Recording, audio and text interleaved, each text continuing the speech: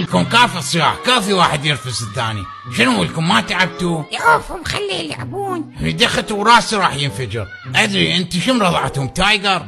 100 مرة قلت لك ابني لهم غرف في الطابق الثاني وارتاح من هوستهم. خل عود من يكبر زيادة وزوجه ابني لهم غرفة فوق. اي بابا انا اريد ابطل من المدرسة هالسنة واتزوج.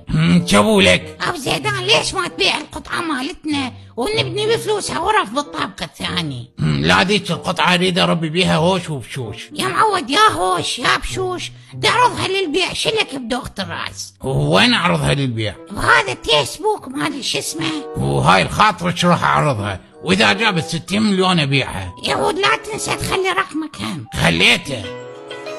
هاي شو بسرعة. الو اخويا شفتك عارض قطعة للبيع، بيش رايدها؟ 60 مليون. عين الله بالخير عليك، احسب لي اياها ب57 وشوفني خيرها.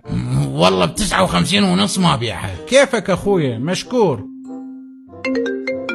الو عديدي انت خابرت ابو زيدان تريد تشتري قطعته مو؟ ايه يا اخويا، بس منو انت وشون عرفت؟ انا الكابتن. على راسي، بس ما قلت لي شلون عرفت. ما عنك انا كل شيء اعرف.